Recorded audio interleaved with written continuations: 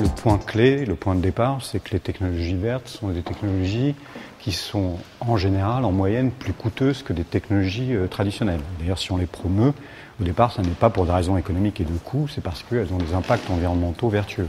Elles sont coûteuses à court terme, mais grâce à des effets d'apprentissage, grâce à l'obtention d'avantages comparatifs sur les marchés internationaux, elles peuvent être profitables à plus long terme. Et c'est une grosse partie du pari entre justement ce calcul entre les coûts de court terme et les avantages de long terme.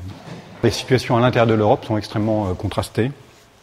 On a un pays, l'Allemagne, qui est vraiment un champion de la technologie verte, qui se classe dans les 3 pays les meilleurs au monde en matière de technologie verte, que sont les États-Unis et le Japon. Derrière, par exemple, la France est un pays qui a une place modeste dans l'économie mondiale et qui a une place modeste dans l'économie verte et dans l'innovation verte.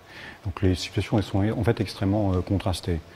En revanche, au-delà du discours qu'on entend souvent, les pays émergents aujourd'hui ne sont pas les champions de l'économie verte, sauf sur certains secteurs particuliers sur lesquels ils ne jouent pas d'ailleurs le leadership technologique, mais des avantages en termes de coûts de production. On parle quand même beaucoup du secteur de l'énergie renouvelable. On connaît tous le cas de la Chine. Les Chinois sont sur certains segments de la filière photovoltaïque les champions mondiaux et de très très loin. On le sait moins, ils sont aussi des leaders sur l'industrie éolienne. Tous les plus grands producteurs de turbines éoliennes sont aujourd'hui chinoises. La grande différence avec le photovoltaïque est que ces turbines éoliennes sont essentiellement installées en Chine et non pas en Europe, alors que c'est l'inverse qui est vrai pour les panneaux photovoltaïques. Le concept aujourd'hui, il est très populaire auprès des hommes politiques qui ont tendance à essayer de vendre politiquement des politiques environnementales ambitieuses à l'aide finalement en justifiant cela par des bénéfices économiques.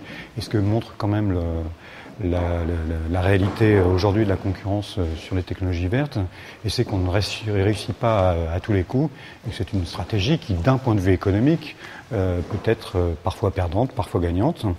Il faut l'assumer, et il ne faut pas oublier que derrière ces gains économiques, il y a de toute façon, dans tous les cas, des gains environnementaux qui profitent à tous.